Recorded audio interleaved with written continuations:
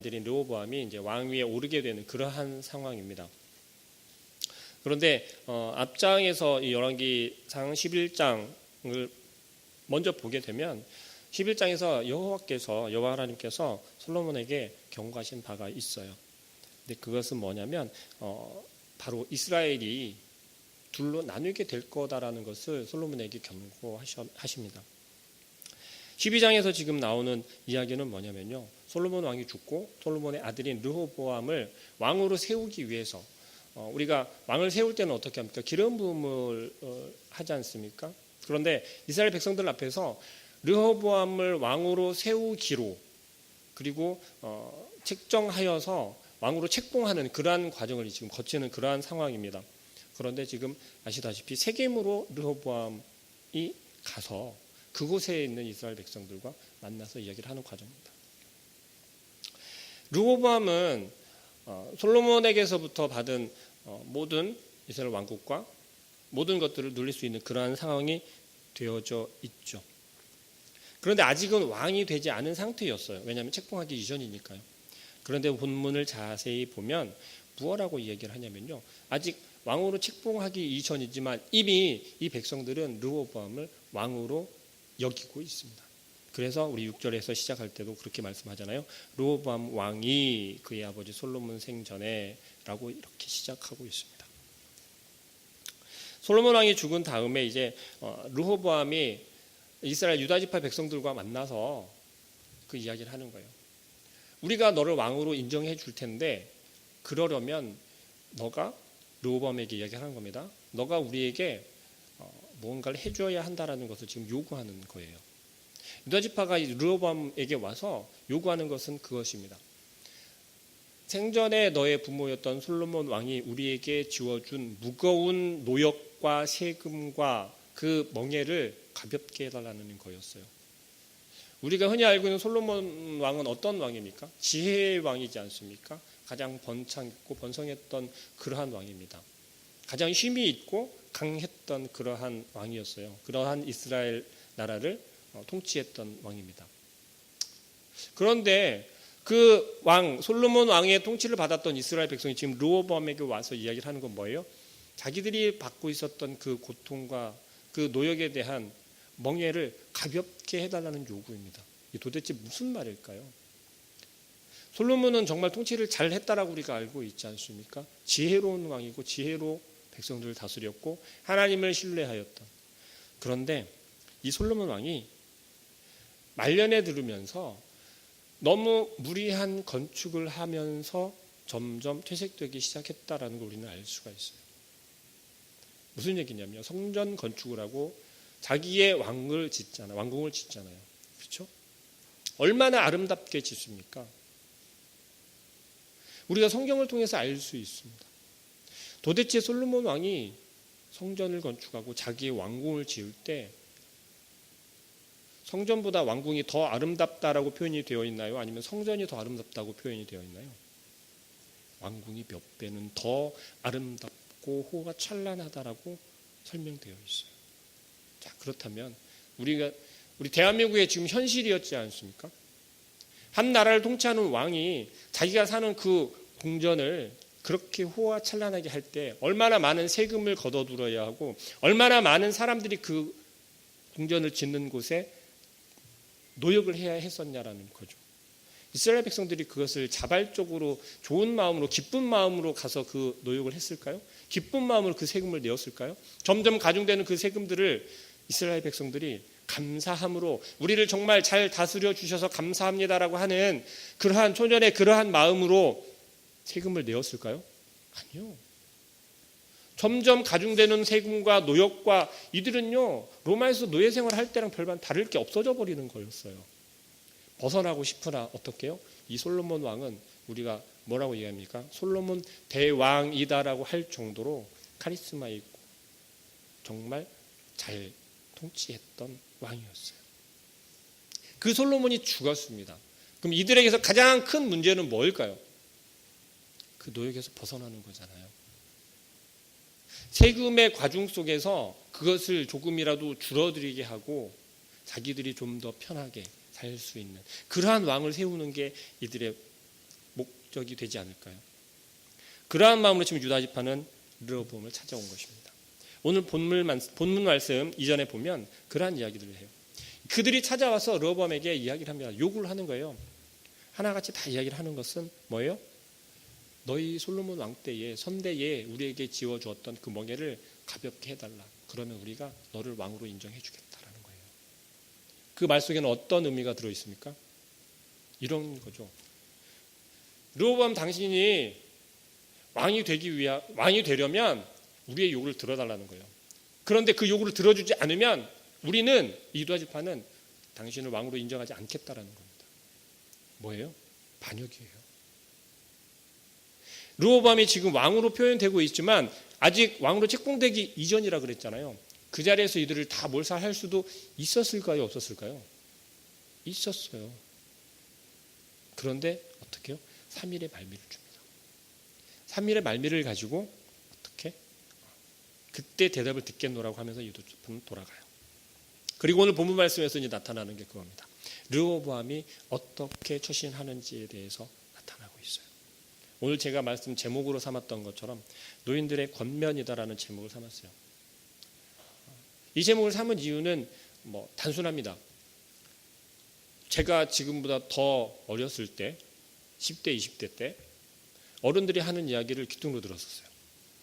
네, 잔소리 좀 그만하라고 했던 얘기 또 하고 또 하고. 그렇잖아요. 이건 지금도 마찬가지일 거다라고 생각합니다. 그런데요, 제가 지금에 와서 이제 깨닫게 되고 알게 된 것은 차이가 있다라면 그건 같아요.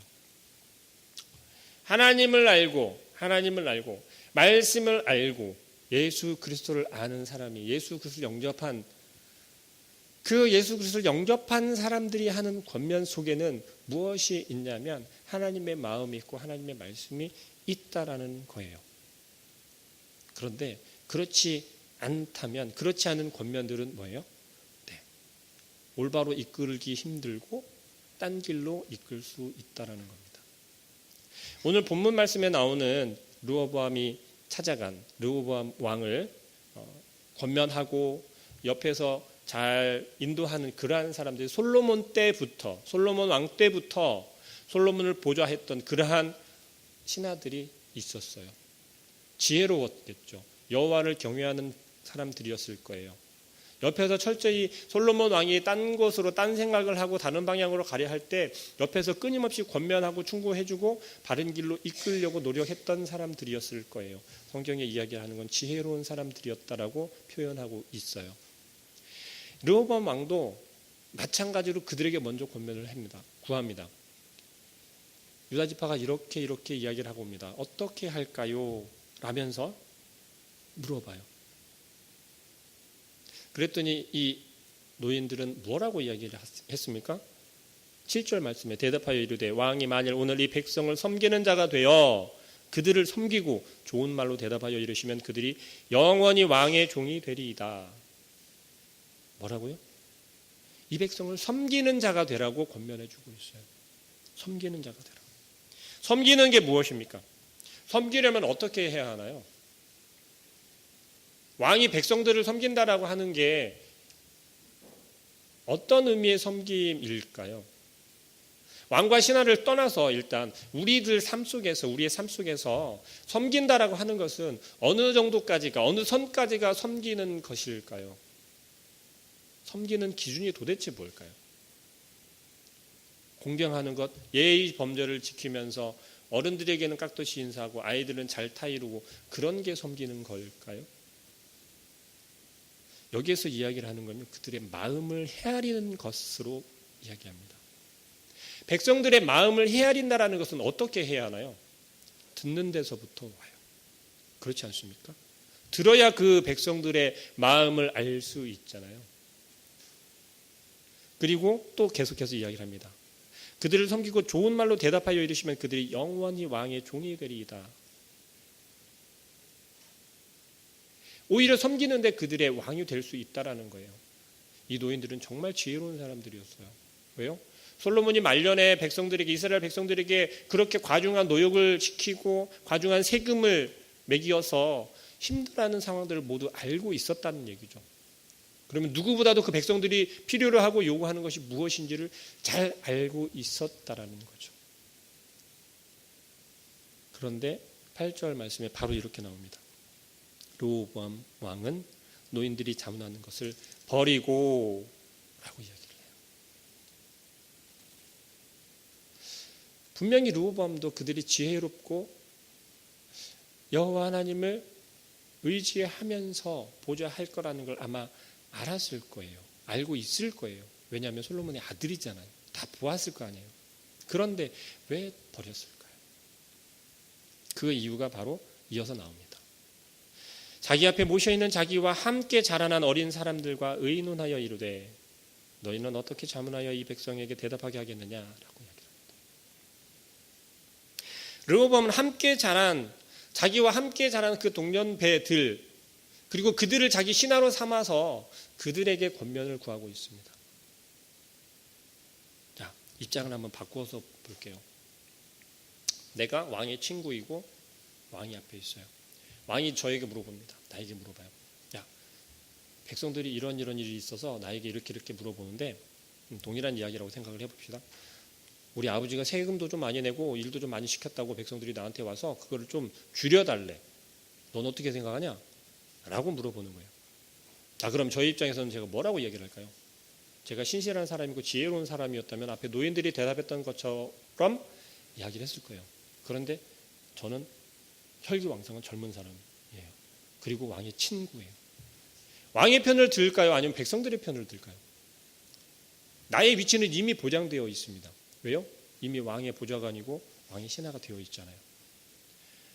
백성들의 상황이 어떻게 되든 상관없이 나의 위치는 이미 보장이 되어 있어요. 나의 안전은 보장되어 있다라는 거예요.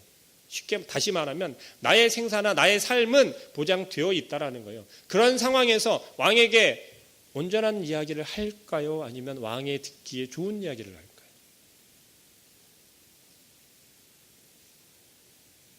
아무리 생각해봐도 왕이 듣기에 좋은 것. 왜요? 행여라도 듣기 싫은 소리를 했다가 내가 이 자리를 뺏기면 어떡해요? 내 목숨을 뺏기면 어떡해요? 그렇잖아요. 지혜롭지 못한 자들의 선택이 바로 이런 거라는 걸 오늘 보여주고 있습니다. 르호보암은 그래서요, 그 젊은 신하들이 이야기라는 권면을 귀담아 들어요. 그 결과가 어떻게 됩니까? 멍에를 더 무겁게, 더 가중시켜서 그들에게 지우겠다라고 이야기를 합니다. 우리는요, 이 땅을 살아가면서 혼자는 살아갈 수가 없어요. 그렇죠? 하나님께서는 혼자 살 수 없게 만들어 주셨나 봐요. 그래서 돕는 배필도 만들어 주시고 꼭 그 돕는 배필, 한 가정을 이루는 것 외에도 이 땅을 살아가면서 우리는 많은 사람들과 관계를 하게 됩니다. 공동체를 형성하면서 살아갈 수 있게 만들어 주셨다라는 거죠. 우리가 이 교회로 모이는 것처럼. 그런데 우리가 어떤 사람들을 만나고 어떤 사람들과 교제하느냐에 따라서 우리의 인생이 어떻게 됩니까? 바뀌잖아요. 그것도 조금 방향이 틀어져서 바뀝니까? 아니요. 크게는 180도, 360도 완전 달라지게 됩니다. 우리 믿는 사람들은 그것을 어떻게 표현하냐면요. 하나님을 믿는 사람들끼리의 관계, 하나님을 믿는 사람과의 교제, 관계 속에서 우리가 연합할 때 믿지 않는 자들은, 하나님을 모르는 자들은 어떻게 해요? 멸망하지만 우리는 영원한 생명을 얻게 된다라고. 그럼 우리는 어떤 사람들과 교제해야겠습니까? 믿는 사람, 믿음이 있는 사람, 온전한 믿음을 가지고 있는 사람들과 교제해야 되고 관계해야 되고 함께 살아가야 한다는 거죠. 그렇다라고 믿지 않는 자들과 전혀 관계하지 말라는 게 아니에요. 그들에게는 어떻게 해야 돼요? 전해야 되잖아요. 그들에게 다가가야 하잖아요. 우리의 삶을 살아가면서 믿지 않는 사람들과 관계하지 않을 수가 없잖아요. 그럼 어떻게 해야 됩니까? 우리가 그들을 변화시켜야 되잖아요. 그들에게 전해야 하지 않습니까? 오늘 본문에서는 지금 지혜로운 사람과 지혜롭지 못한 사람과의 관계 속에서 어떤 사람을 내 옆에 두고 어떤 사람의 말을 듣느냐에 따라 완전히 인생이 바뀌게 됩니다. 그런데 그게 한낱 저 우리와 같은 백성의 그러한 처지가 아니라, 그러한 위치가 아니라 지금 어떤 사람입니까? 한 나라의 왕이에요. 한 나라를 통치할 왕에게 있어서 가장 옆에서 충고를 받고 권면을 받아야 할, 지혜 있는 사람에게서 권면을 받느냐, 아니면 그렇지 못한 아부를 하고 아첨하는 사람들에게서 권면을 받느냐에 따라 한 나라의 멸망과 생존이 결정된다는 것입니다. 르호보암 왕은 결국 어떻게 해요? 젊은 사람들, 젊은 신하들의 말을 듣고 그 말을 따르기로 결정을 해요. 단순히 그냥 지혜로운 자들이, 지혜로운 신하들이 자기 아버지의 그 선대 때부터 권면하였고 잘 이끌었던 그들의 말을 모를까요? 그 뜻을 몰랐을까요? 안단 말이에요. 그 말이 맞다라는 것도 안단 말이죠. 그런데 왜 그 말을 듣지 않았을까요? 내가 모든 것을 가지고 있고 나에게 권력이 주어졌을 때, 나에게 그만큼의 힘이 주어졌을 때 뭐예요? 나와 조금이라도 맞지 않고 나와 조금이라도 생각이 틀리면 듣기 싫어지게 된다는 거죠. 다시 말하면 우리는 이렇게 얘기하죠. 변한다고 그래요. 타락한다라고 표현합니다. 그런 모습을 보였던 게 우리 창세기에도 나와 있어요. 누군가요? 출애굽기에 보면 모세가 이스라엘 백성들을 이끌고 출애굽을 했잖아요. 시내산에 모세가 하나님을 만나러 올라갔을 때 아론이 어떤 행동을 합니까? 아론은 백성들의 음성을, 백성들의 소리를 듣고 그 소리에 보답해 주겠노라고 하면서도 어떻게 해요? 금송아지를 만들어 버렸잖아요. 호기롭게 모세를 도와서 함께 출애굽을 했단 말입니다. 모세의 어중간한 그러한 연설이나 말하는 표현을 아론이 보좌해서 이스라엘 백성을 잘 다독여서 지금 출애굽을 했단 말입니다. 그런데도 불구하고 어떻게 해요? 한순간에 잘못된 선택으로 이스라엘 백성과 함께 우상을 만들어버려요. 르호보암 마찬가지입니다. 솔로몬의 그 여호와 하나님을 경외하고 여호와 하나님께 성전을 바치기로 아름다운 성전을 바쳤잖아요. 그런 모든 것을 들어보면 봤단 말입니다. 그런데 지금 결국 와서 어떻게 됩니까? 이 나중에 르호보암에게 반기를 드는 게 바로 여로보암이에요. 유다지파 여로보암인데, 여로보암이 그 아론과 같이 나중에는 우상을 만드는 그런 자가 되어버려요. 만약에 르호보암이 먼저 그 유다지파의 요청을 받아들이고 가볍게 해주었다면, 지금 열왕기상 12장 이후에 보면 이스라엘이 나뉘게 돼요. 남유다와 북이스라엘로 나뉘게 돼요. 바로 이 사건 때문에 그게 나뉘게 되는 겁니다. 한 나라가 나뉘게 되고, 그리고 어떻게 됩니까? 로마의 침공을 받아서, 이집트의 침공을 받아서 멸망하게 된다는 거죠.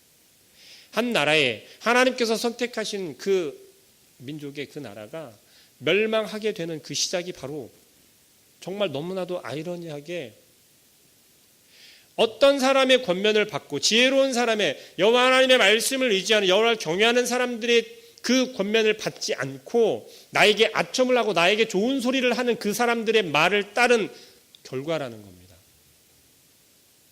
그건 엄청난 거예요. 우리의 삶 속에서도 마찬가지입니다. 울포리교회에도 어르신들이 많이 있습니다. 우리 유치부 선생님들이 와 계시니까는 그냥 대놓고 말씀드릴게요. 우리 유치부 선생님들이 저한테 그래요. 젊은 사람들로 바꾸자고 자꾸 그러세요. 근데 저는 고집부립니다. 아니요. 나이 드신 분들 계셔야 된다고 제가 고집부립니다. 이유가 뭔지 아세요? 오늘 본문에서 보여주는 거와 마찬가지입니다. 지혜로운 분들이 없으면 그 지혜라는 게 한순간에 생기는 게 아니거든요. 신앙생활을 몇십 년씩 해온 게요, 그게 그냥 겉다리로 다녔다라고들 말씀하시는 분들도 계세요. 그런데 그게 그렇지 않다니까요. 나도 모르게, 우리도 모르게요, 우리 안에 그게 배어지고 습관처럼 되어지고, 물론 나쁜 습관도 있을 수 있어요. 그렇지만 하나님께서 사용하시고 하나님께서 주시는 것은요, 좋은 것으로만 채워주신다니까요. 우리가 그걸 알지 못할 뿐이지, 그걸 우리가 발견하지 못할 뿐이지, 하나님께서 우리에게 좋은 것으로만 부어주신다니까요. 그런 좋은 신앙의 경험과 지혜들이 우리 교육부 아이들에게 필요하다는 것입니다. 그것을 우리 젊은 선생님들은 잘 보고 배워야 하고, 그걸 통해서 우리 교육부가 우리 아이들에게, 교육부뿐만이 아니라 우리 뿌리교회 내에서 교회가 더욱더 단단하고 탄탄하고 튼튼한 믿음을 키워갈 수 있다는 것입니다. 바른 말은 항상 듣기에 싫다라고 합니다. 그렇죠? 좀 잔소리 같기도 하고 막 그렇잖아요. 하나님 말씀은 특히 더 그런 것 같아요. 나에게 어떤 겉면의 말씀이 던져지는데 그 순간에 벌써 우리는 머릿속으로 무슨 생각을 하냐면, 네, 그 말씀 알고 있습니다. 나도 잘 알고 있어요. 하지만 잘 안 된다니까요. 라고 대답을 해요. 왜 그렇습니까? 너무 잘 알고 있다라고 생각하는 거예요. 그런데 다시 돌이켜보면 너무 잘 아는 게 아니라 너무 모르고 있다는 거죠. 우리에게 잔소리처럼 너무 정말 여러 번 반복적으로 들어서 귀찮을 정도로 들었다. 그런데 그 말씀이 계속해서 우리에게, 나에게 던져진다면 정말 마음 딱 다잡고 그 말씀을 한번 집중해서 묵상해 보시기 바랍니다. 그러면 그 말씀이 정말 나에게 변화를 일으키는, 나의 전환점이 되는 그러한 말씀일 줄 믿습니다. 야고보서에 이렇게 얘기합니다. 야고보서 4장 14절에 우리 중에는 내일 일을 정확히 아는 사람은 아무도 없다라고 이야기를 하고 있어요. 무슨 얘기입니까? 오늘 우리에게 주어진 시간 속에서 하나님께 충성해야 되고 하나님께 순종해야 한다는 것입니다. 하나님께서 우리에게 주신 명령을 온전히 어떻게 해요? 행해야 한다는 거예요. 너무 단순한 거잖아요. 말씀 전하고, 모이면 기도하고, 모이기에 힘쓰고, 하나님 앞에 예배하고 찬양하는 거. 나아가면 어떻게 해요? 우리의 삶으로 하나님을 나타내고, 나는 예수 그리스도를 믿는 사람이다라는 것을 일일이 설명하는 게 아니라 우리의 삶으로 나타내라고 제가 계속해서 말씀드리고 있잖아요. 오늘 하루입니다. 우리에게 주어진 시간. 내일이 올지 안 올지 아무도 알 수 없잖아요. 하지만 우리는 여전히 내일이 올 거다라는 확신을 가지고 내일을 소망하죠. 하나님께서는 어떨까요? 그러실 수도 그렇지 않으실 수도 있다는 거죠. 그렇다면 우리는 확실한 지금 우리에게 허락된 이 시간을 하나님께 충성되게 드리는, 그래서 열심으로 살아가는 그런 우리 성도님들 되길 소망합니다. 우리 시간에 함께 기도하겠습니다. 중국에 나가 있는 우리 목사님을 위해서 우리 전도부